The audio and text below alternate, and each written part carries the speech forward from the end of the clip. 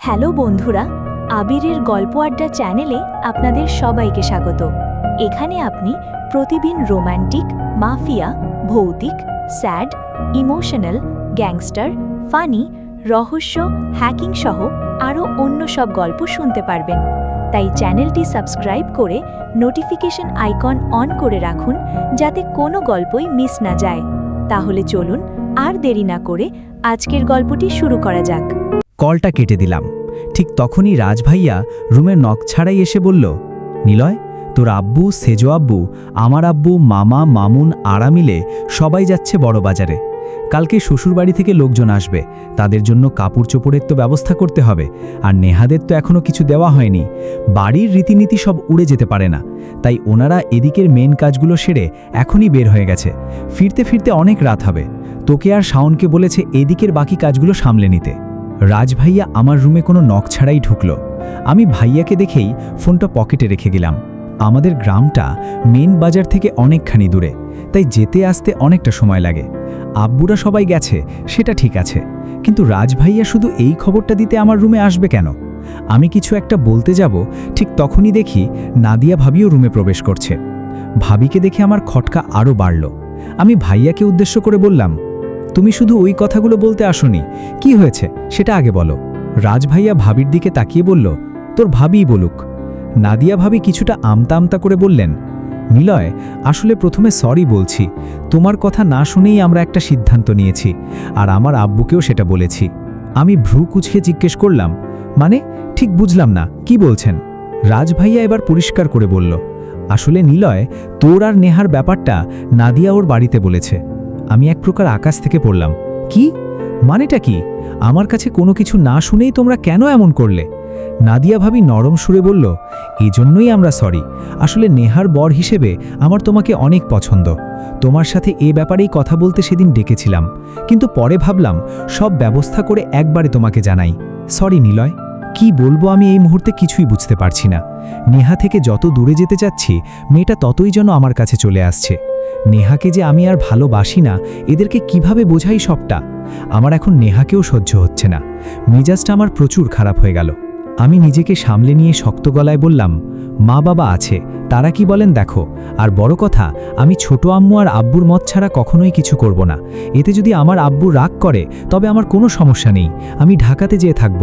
কিন্তু আমি চাই না একটা সম্পর্কের মধ্যে আবার নতুন করে আত্মীয়তা করতে, এতে পরে সমস্যা হবে। আমার সিদ্ধান্ত যদি জানতে চাও তবে স্পষ্ট বলবো, আমি ঠিক এখন রাজি না।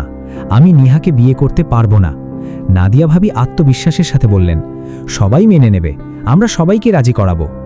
আমি সংক্ষেপে বললাম, আচ্ছা, আগে সবাই মেনে নিক, তারপর তখন ভেবে দেখব। ভাবি মুখে হাসি এনে বলল, আচ্ছা, তাহলে ধরেই নাও বিয়েটা হচ্ছে। ওনারা চলে যাবার পর আমার মনে প্রচণ্ড রাগ হতে লাগলো। আমি কখনো কারোর ওপর সচরাচর রাগ দেখাই না।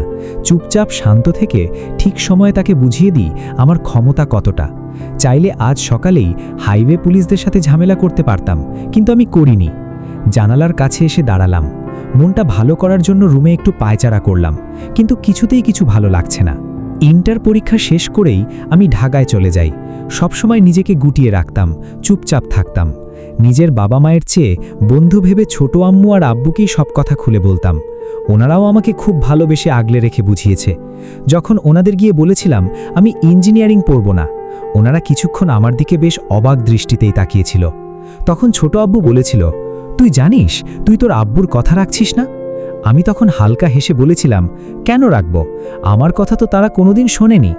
ছোট আব্বু জিজ্ঞেস করেছিলেন, তুই ইঞ্জিনিয়ারিং পড়বি না, তাহলে কি করবি? আমি জবাব দিয়েছিলাম, জানি না, বাট এমন কিছু হব যেন ঘরে বসেই একটা ফোন কলে সব কাজ হয়ে যায়। আমি আমার নিজের মতো করে চলতে চাই, আমি পরে ওনাদের ঠিক মানিয়ে নেব।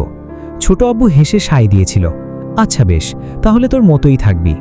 আমি আমার নিজের মতোই থেকেছি। এখানকার ওই চেনা আর ধরাবাঁধা নিয়মের বাইরে চলেছি সবসময়। নেহার কথা একদম ভুলে থাকতে চেয়েছিলাম। সত্যি বলতে একসময় নেহার কথা ভুলেও গিয়েছিলাম, কিন্তু মাঝে মাঝে একটা অচেনা অনুভূতি এসে ভর করত আমায়। তখন নেহার কথা মনে করে আবারও কেঁদেছি, মন খারাপ করেছি। তাই হয়তো আজ নেহার প্রতি আমার সেই পুরনো আবেগ, অনুভূতি বা ভালোবাসা কোনোটাই আর অবশিষ্ট নেই। এখন শুধু এক বিরক্তিবোধ কাজ করছে ওর প্রতি। আমি কখনো নেহাকে বিয়ে করতে পারবো না। আমি যদি এখন রাজি হয়ে যাই তবে তো ওই মেয়েটা জিতে যাবে। তারা যখন খুশি আসবে, যখন খুশি চলে যাবে, ইচ্ছে মতো কষ্ট দেবে, আবার মন চাইলে ফিরে আসবে। ভাবটা কি ওদের? তার ছাড়া কি আমার জীবন চলবে না? অবশ্যই চলবে। আমি ওই ছলনাময়ীকে কোনো মতেই জিততে দেব না। নিলয়, কি করছো? কথাটা শুনে পেছনে ঘুরে দেখি নেহা দাঁড়িয়ে আছে, মুখে ওর সেই চেনা হাসি। আমি রাগে আর বিরক্তিতে ওর দিক থেকে চোখ সরিয়ে নিলাম। ওর এই হাসি আমি কোনো মতেই দেখতে চাই না। আমাকে চুপ থাকতে দেখে ও আবার জিজ্ঞেস করল, চুপ কেন? তোমার মন খারাপ? আমি সোজা হয়ে দাঁড়ালাম, কড়া গলায় বললাম, তুমি কেন আমার রুমে এসেছো? নেহা একটু লাজুক হেসে বলল, কয়েকদিন পর তো এটা আমারও রুম হবে। আমি একটা উপহাসের হাসি দিয়ে বললাম, হা হা হা হা, অনেক দূর ভেবে ফেলেছ দেখছি। ও বেশ স্বাভাবিকভাবেই বলল, সে তো ভাবতেই হবে। আমি ওর চোখের দিকে তাকিয়ে বললাম, 5-6 বছর যেমন ভাবনাগুলো বন্ধ করে রেখেছিলে সেভাবেই থাকো। নেহা এবার একটু অনুনয়ের সুরে বলল, নিলয়, তুমি এখনও সেটা নিয়ে ভাবছ? ভুলে যাও ওসব। মনে করো নতুন করে পরিচিত হচ্ছি, নতুন সম্পর্ক বানাচ্ছি। আমি একটা তাচ্ছিল্যের হাসি দিয়ে বললাম, কত সহজেই না সব বললে। আসলে যারা কষ্ট দেয় তারা মনে হয় এভাবেই গুছিয়ে কথা বলতে পারে। নেহা মাথা নিচু করে বলল, সরি নিলয়, আমি মাফ চাচ্ছি। আমি ক্ষোভের সাথে বললাম, সরি কি ব্যথার বড়ি? খেলা আমার সাথে সাথে সেরে গেল। সব ভুল বা অপরাধ ক্ষমা করতে নেই। ও এবার প্রায় কেঁদেই দিল। আমি তোমাকে চাই নিলয়, আমি পরিষ্কারভাবে জানিয়ে দিলাম, আমি তোমাকে চাই না। সত্যি বলছি, তোমাকে আমি আর একদম ভালোবাসি না। আমার সামনে আসবে না তুমি।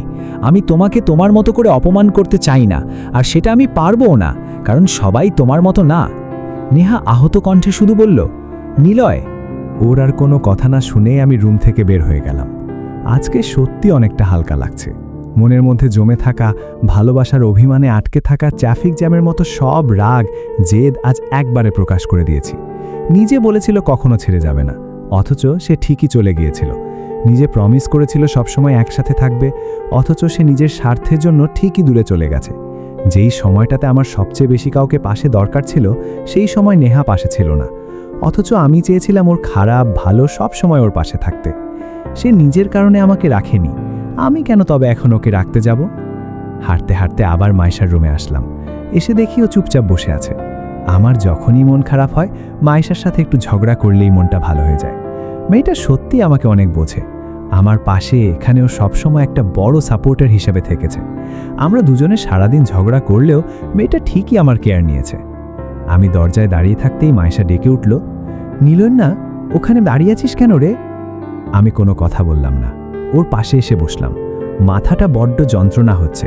মাইশাকে কিছু বলতে গিয়েও আমি পারলাম না। কি বলবো আমি ওকে? নেহা যে আমার এক্স ছিল সেই কথা? মাইশা আমার মুখের দিকে তাকিয়ে নরম সুরে জিজ্ঞেস করল, তোর কি মন খারাপ? আমি চোখ বুজে বললাম, না রে, মাথা যন্ত্রণা হচ্ছে। ও সাথে সাথে বলল, ও তাহলে শুয়ে পড়, আমি মাথায় হাত বুলিয়ে দিচ্ছি। আমি বললাম, মাইশা একটু সরে বসল। আমি ওর থেকে কম্বলটা টেনে নিয়ে বিছানায় শুয়ে পড়লাম।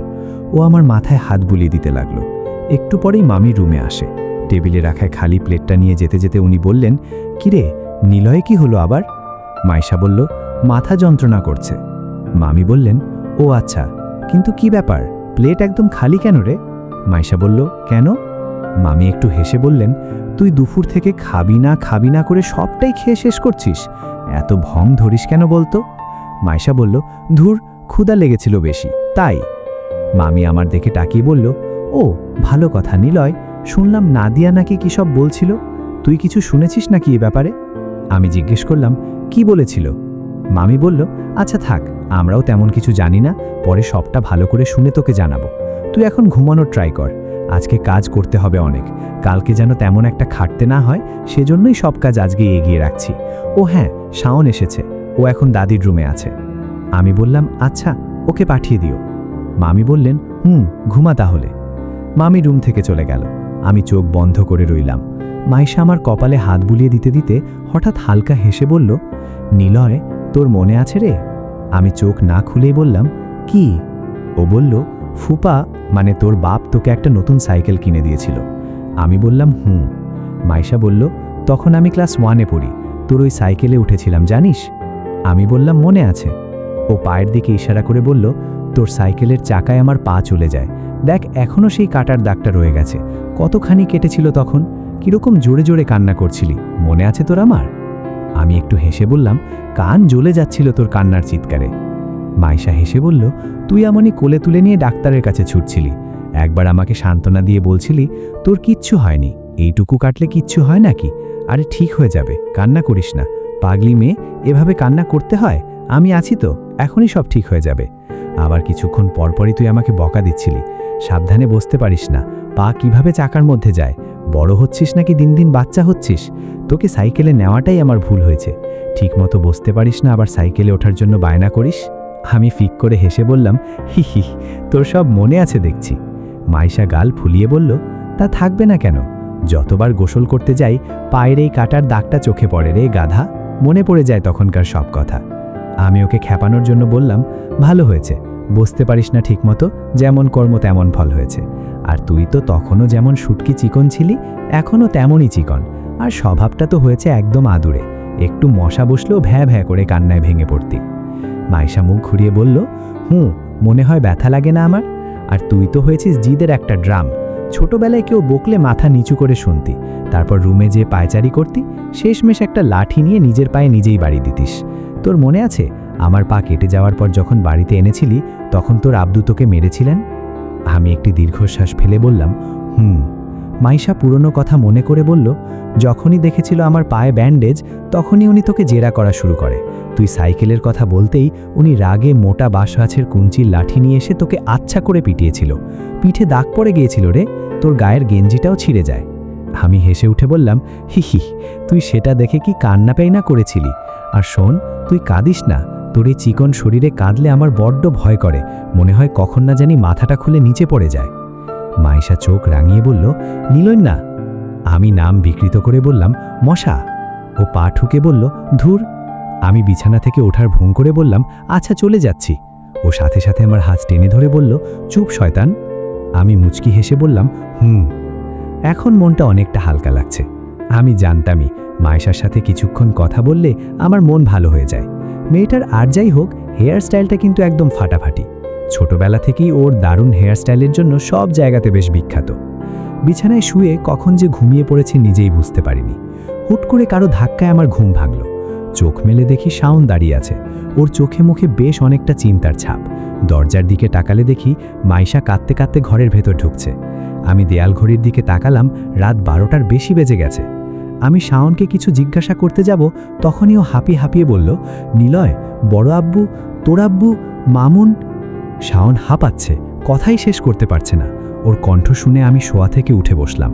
মাইশা তখন কাঁদতে কাঁদতে বলল, আব্বুদের সবাইকে পুলিশ ধরে নিয়ে গেছে থানায়। আমি শকড হয়ে বললাম, মানে কি বলছিস? শাওন দাঁড়া দিয়ে বলল, নিচে চল তুই, এক্ষুনি। রাজ ভাইয়া অলরেডি থানায় গেছে আমার বাইক নিয়ে, কি এক ঝামেলা হলো রে। শাওনের কথা শুনে আমি হতদণ্ড হয়ে নিচে নেমে আসলাম। নিচে এসে দেখি, বাপ রে, বাড়ির সব মহিলা মিলে একসাথে কান্না করছে। আমি ভিড় ঠেলে সামনে গিয়ে বললাম, কাঁদছো কেন তোমরা সবাই? বড়মা কাঁদতে কাঁদতে বলল, ওরে নিলয় রে, তোদের বাবাকে পুলিশ ধরে নিয়ে গেছে থানায়।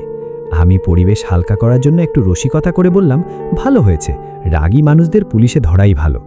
বড়মা চোখ রাঙিয়ে কেঁদে উঠলেন, মার খাবি তুই? এই সিরিয়াস সময় ফাজলামো করছিস কেন? ওরে, রাজের আব্বুকেও ধরে নিয়ে গেছে। শাওন তখন বাড়ির সবাইকে শান্ত করার চেষ্টা করে বলল, আর এই কান্না করছো কেন? নিলয় আছে না, ও সব ঠিক করে দেবে। তোমাদের এই কান্নার ঠেলায় তো বাড়িতেই টেকা যাবে না। আম্মু তখন শাওনকে ধমক দিয়ে বললেন, আসছে আমার নিলয়, শোন, এটা কোনো বাচ্চাদের ঝামেলা না, একেবারে পুলিশ কেস। আমি আম্মুকে জিজ্ঞেস করলাম, কিন্তু কি হয়েছে, কেউ কি একটু বলবা? সেজো আম্মু কাঁদতে কাঁদতে বলল, তোর আব্বারা সবাই গাড়ি নিয়ে বাজারে যাচ্ছিল, পথে একটা সিএনজির সাথে মারাত্মক অ্যাক্সিডেন্ট করেছে, সেখানে নাকি 2 জন মানুষ মারা গেছে। পুলিশ সাথে সাথেই সবাইকে ধরে থানায় নিয়ে গেছে। মামুন একটু আগে ফোন করে কান্না করছিল, বলল ওনাদের নাকি কোর্টে চালান করে দেবে। ঠিক তখনই মামুনের মা আর আরাফের মা চিৎকার করে কেঁদে উঠল, ওরে ভাবি রে, আমার ছেলে কই রে, কি হবে এখন? ওকে ছাড়া আমি বাঁচব না রে। পুরো বাড়ি তখন কান্নার রোলে ভেসে গেছে। বাপ রে বাপ, এত কান্না আমি জীবনে কোনোদিন শুনিনি। সবাই কান্না করছে, খালি নেহা আর নিধিতা বাদে। এমনকি নাদিয়া ভাবিও এক কোণে বসে কান্না করছে। হায় রে কপাল, কি করতে যে এই বিয়েতে এসেছিলাম। সবার এই অবস্থা দেখে আমার মনে মনে হাসির পাচ্ছে। আমি ধমক দিয়ে বললাম, ওই তোমরা সবাই একটু চুপ থাকো তো, তোমাদের বরদের অনেক টাকা আছে, আর রাজ ভাইয়া অলরেডি থানায় গেছে, ও কথা বলে সব ব্যবস্থা করে ওনাদের ছাড়িয়ে নিয়ে আসবে। মামি রেগে গিয়ে বলল, গাধা চুপ থাক, তুই কি বুঝিস এসব পুলিশ কেসের ব্যাপার? থানায় নাকি নতুন অফিসার এসেছে, সে তোর বাবাদের চিনে না। এমপির কাছে তোর বাবা কল করেও কাজ হয়নি, টাকাও দিতে চাইছে বলে কেস আরও বড় হয়েছে, আর যারা মারা গেছে তাদের লোকজন বিচার চাই বলে ওদিকে আন্দোলনে নামছে। এই অবস্থায় পুলিশ তো ওনাদের ছাড়তেই পারবে না। জানিস তুই এসবের কিছু? আমি বললাম, না আমি জানি না, তোমরাই সব জানো, যা খুশি করো তোমরা, কাঁদো বাঙাল কাঁদো, বেশি করে কাঁদো। দাদি তখন আমার হাত ধরে মিনতি করে বলল, ওরে নিলয়, যা না ভাই, আমার ছেলেদের একটু থানা থেকে ছাড়িয়ে নিয়ে আয়। আমি একটু গম্ভীর হয়ে বললাম, আচ্ছা দেখছি কি করা যায়, তোমরা 50 লাখ টাকা রেডি রাখো, না হলে পুলিশ ছাড়বে না। আর যারা মারা গেছে তাদেরও বা কী হবে? আচ্ছা কোন আহাম্মক গাড়ি চালাচ্ছিল? আম্মু রেগে চেঁচিয়ে বলল, তোর আব্বু চালাচ্ছিল শয়তান ছেলে। আমি শুনেই বললাম, ওহ তাহলে একদম ঠিক হয়েছে। বড় আম্মু রেগে বলল, সামনে থেকে বের হ তুই। আমি আর কথা না বাড়িয়ে বাইরে চলে আসলাম। বাইরে এসে শাওনকে বললাম, আরাফের বাইকটা নে। শাওন বাইক বের করতে করতে একটু অবাক হয়ে বলল, কি দরকার শুধু শুধু এই মাঝরাতে থানায় যাওয়ার? এখান থেকে তো তুই ফোন করেই সব সামলাতে পারবি। আমি হেলমেটটা মাথায় দিয়ে বললাম, না যেতে হবে, মানুষ মারা গিয়েছে, বুঝতে পারছিস, সবটা এত সহজ না। শাওন একটা দীর্ঘশ্বাস ফেলে বলল, আচ্ছা যারা মারা গেছে তারা তো আর ফিরবে না, তবুও তুই দেখ কি করা যায়। রাজভাইয়াকে বলবো নিহত পরিবারদের সামলাতে। এমনও তো হতে পারে সিএনজি চালকেরই ভুল ছিল। তোর বাবাকে আমি কোনোদিন অসাবধান হয়ে গাড়ি চালাতে দেখিনি। আমার তো মাঝে মাঝে ইচ্ছে করে তোর বাবাকে এত সাবধান আর ভদ্রভাবে গাড়ি চালানোর জন্য একটা পুরস্কার দিতে। আমি বাইকে উঠে বসে বললাম, আচ্ছা বুঝলাম, চল দেখি, গেলেই সব বোঝা যাবে কি করা যায়। শাওনকে পেছনে বসিয়ে আমি স্পিডে বাইক চালাতে শুরু করলাম। অ্যাক্সিডেন্টটা হয়েছে রাত 10টায়, আর আমি জানতে পারলাম রাত 12টায়। বুঝলাম না বাড়ির লোক আমাকে এত দেরি করে কেন ডাকলো। থানার সামনে এসে বাইকটা ব্রেক করলাম। দেখলাম বাইরে অনেক লোকজন জটলা পাকিয়ে দাঁড়িয়ে, আর আমাদের বড় গাড়িটা থানার সামনে থেকে একজন পুলিশ ড্রাইভ করে কোথায় যেন নিয়ে চলে যাচ্ছে। আপাতত গাড়ির চিন্তা বাদ। বাইক থেকে নেমে ভেতরের দিকে এগোতেই দেখলাম বাইরের অনেকেই আমাদের আব্বুদের নিয়ে বেশ গালাগালি করছে। আপাতত সেসবে কান্না দিয়ে আমি আর শাওন সোজা থানায় প্রবেশ করলাম। ভেতরে ঢুকে দেখি থানা বেশ ফাঁকা। রাজ ভাইয়া তখন সাব ইন্সপেক্টরের সামনে বসে কথা বলছে। সেই অফিসার ভাইয়াকে বলছিল, দেখুন পাবলিক সবাই কেমন ক্ষেপে আছে, তাই ওনাদের কোর্টে চালান করে দেওয়া ছাড়া আমাদের কিচ্ছু করার নেই। কি এই শীতের রাতে ওনাদের অলরেডি কোর্টে চালান করে দিয়েছে? এই ঠান্ডায় ওনাদের এই বয়সে ঝামেলা পোহাবে? শুনেই আমার মেজাজ একদম খারাপ হয়ে গেল। রাজ ভাইয়া একটু নিচু গলায় বললে, আপনি ওনাদের কিছুক্ষণ থানায় আটকে রাখতে পারতেন না? পাবলিকদের সাহস নাই থানায় ঢুকে তাদের কিছু বলার। অফিসার রুডলি বললেন, সরি মিস্টার। আমি আর সহ্য না করে একটু চড়া গলায় জিজ্ঞেস করলাম, কখন চালান করে দিয়েছেন ওনাদের? আমার গলার আওয়াজ শুনে পুলিশ অফিসার চোখ রাঙিয়ে বললেন, আপনি কে? রাজভাইয়া বললেন, ও আমার ছোট ভাই, আর নিলয় ঘণ্টাখানেক আগেই ওনাদের চালান করে দিয়েছে।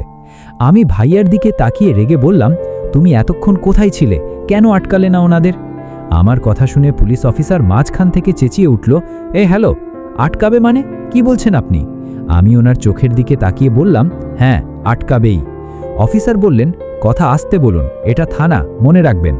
আমি বললাম, জানি এটা থানা, আর কথা আপনি ঠিক করে বলুন, এতক্ষণ আপনার কথা বলার টোনটা বেশ রুড ছিল। রাজভাইয়া ভয় পেয়ে আমাকে থামানোর চেষ্টা করে বলল, নিলয় চুপ কর, এসব আইনি কাজে তোর কথা বলা লাগবে না, তুই বাড়িতে যা, আমি দেখছি সব। আমি ভাইয়ার উপর বিরক্ত হয়ে বললাম, কি দেখবা তুমি? আর অ্যাক্সিডেন্টে কে কে মারা গেছে শুনি, কই দেখি, ওনাদের রিপোর্ট দেখান আমাদের। অফিসার বললেন, আসলে লাশ আমরা এখনো পাইনি, গ্রামবাসীরা লাশ নিয়ে বাইরে আন্দোলন করছে তো তাই। রাজভাইয়া আবার বললেন, লাশ আপনাদের কাছেই থাকবে, নিলয় তুই যা তো, এখানে মাথা গরম করিস না, আমি দেখছি। আমি ভাইয়াকে এক প্রকার ধমক দিয়ে বললাম, জানি, ঘোড়ার ডিম দেখবা তুমি, তুমি ওখানে কি বাল ছিঁড়ছিলে শুনি? তোমার চোখের সামনে থেকে ওনাদের চালান করে দিল, আর তুমি দাঁড়িয়ে দাঁড়িয়ে আঙুল চুষছিলে। আমার মুখে এমন কথা শুনে পুলিশ অফিসার এবার চেয়ার ছেলে দাঁড়িয়ে রেগে চিৎকার করে উঠল, এই ছেলে তোর সমস্যা কি? হ্যাঁ, কখন থেকে দেখছি থানার মধ্যে গরম দেখিয়ে কথা বলছিস? আমি সোজা ওনার সামনে গিয়ে বললাম, কেন, আমি কি কোনো ভুল কিছু বলেছি? তুই চুপ থাক, আমার ভাইয়ের সাথে কথা বলছি। অফিসার বলল, আমাকে তুই করে বলছিস? তোকে কি স্যার বলবো? তুই কেন আমাকে তুই করে বলছিস প্রথম থেকে? শোন, এই নিলয় কোনোদিন কোনো ছোট লোককে স্যার বলে না। কথাটা মুখ থেকে বের হওয়ার সাথে সাথেই অফিসার এসে এক ঝটকায় আমার জামার কলার চেপে ধরল। উনি হাত তুলে আমার গালে চড় বসাতে যাবে, ঠিক সেই মুহূর্তে রাজভাইয়া ওনার হাতটা ধরে থামিয়ে দিল, সরি বলে। আমি শাওনের দিকে তাকালাম, ইশারায় বললাম, ভাইয়া এখান থেকে নিয়ে যা। শাওন ভাইয়াকে ধরে বলল, ভাইয়া তুমি বাইরে আসো, দেখি বাইরে কি হচ্ছে। যারা মারা গেছে তাদের পরিবারদের সাথে কথা বলি, ওরা আন্দোলন না থামালে তো বড় সমস্যা হয়ে যাবে। ভাইয়া বাইরে যাওয়ার আগে আমার কানের কাছে ফিসফিস করে বললেন, আরে আব্বুদের কোনো দোষই নেই রে, স্পটে যারা ছিল তারা অনেকেই বলছে পুলিশ বিনা কারণেই ওনাদের ধরেছে।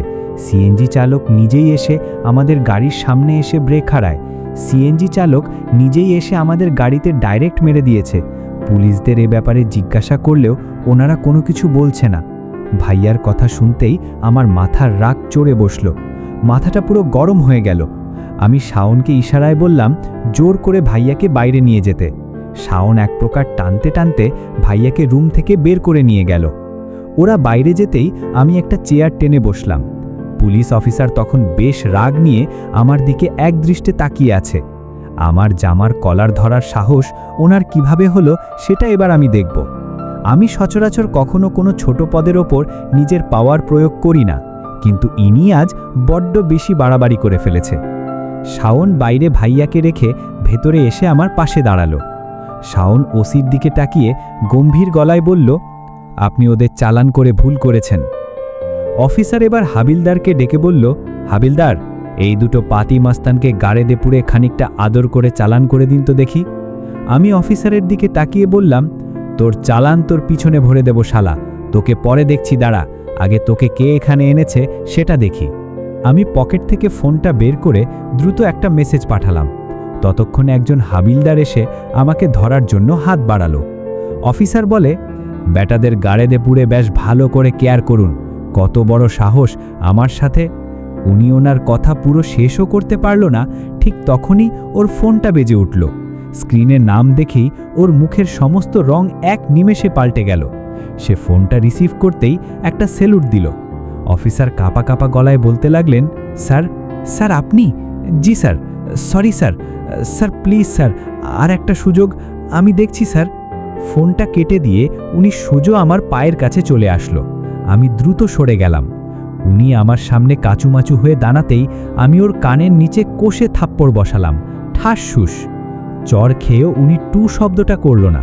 চর খেয়ে শরীরটা একটু টাল খেলেও ওসির বাচ্চা সোজা এসে আমার পায়ের সামনে হাঁটু গেড়ে বসে পড়ল। ওসি আমার পায়ের কাছে বসে হাত জোর করে বলতে লাগলো, স্যার আমি আপনাকে একদম চিনতে পারিনি, প্লিজ আমাকে মাফ করে দিন। আমি জানি আপনাদের আব্বুদের কোনো দোষ নেই, কিন্তু তবুও সরি স্যার, আমি ভুল করে আপনার সাথে বেয়াদবি করে ফেলেছি। শাওন ধমকে উঠল, কিসের সরি? হ্যাঁ, তোর চাকরিটা এবার কে রাখে আমিও দেখে নেব।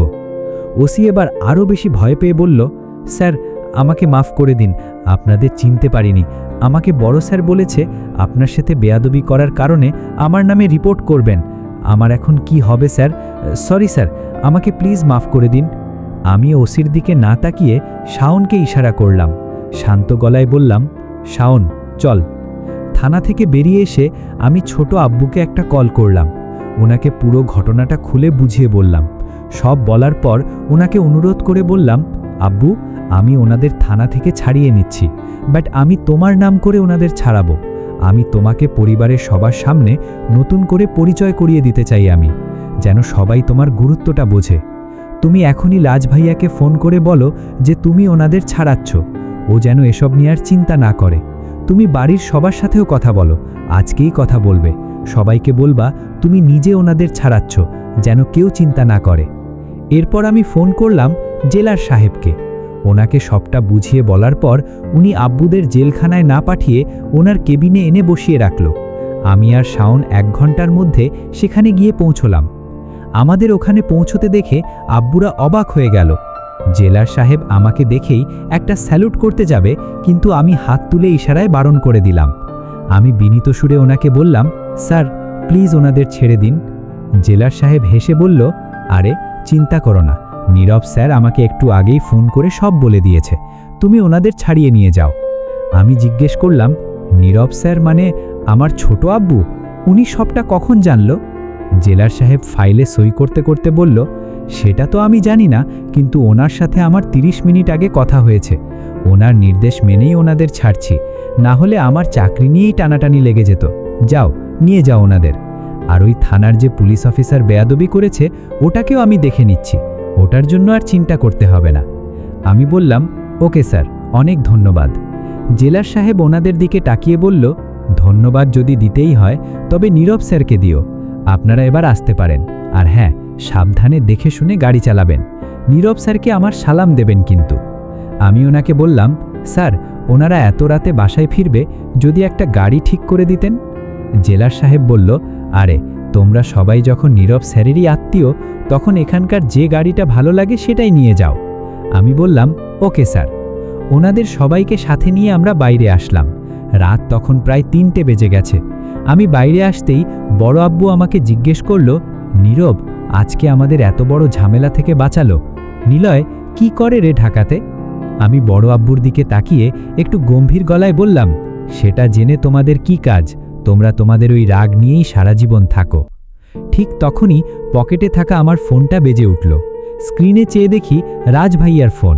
রিসিভ করতেই ওপাশ থেকে ভাইয়া বলল, ছোট চাচু একটু আগে ফোন করেছিল রে, বলল আমাদের কোনো চিন্তা না করতে, উনি বাবাদের ছাড়ানোর ব্যবস্থা করছে। তুই এখন কোথায় আছিস? আমি বললাম, আমি ওনাদের সাথেই আছি, তুই কথা বল।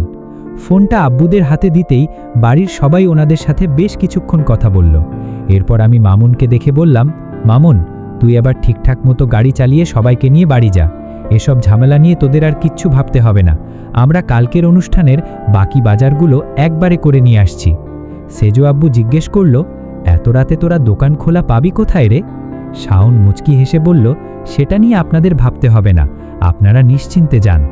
ওনারা চলে গেল, তবে যাওয়ার আগে আব্বু আমার দিকে কেমন যেন এক অন্য রকম দৃষ্টিতে তাকিয়েছিল। রাত তখন প্রায় 4টে। যা বাজার দরকার করে ফেলেছি। বাড়ির সামনে এসে দাঁড়ালাম। শাওন জিনিসপত্রগুলো সব নামিয়ে দিয়ে হাই তুলে বলল, আমি তাহলে বাসায় যাচ্ছি রে, সকালে দেখা হবে। আমি বললাম, এখন আর এই শেষ রাতে বাসায় যেতে হবে না, তুই আমার রুমে যেই ঘুমো।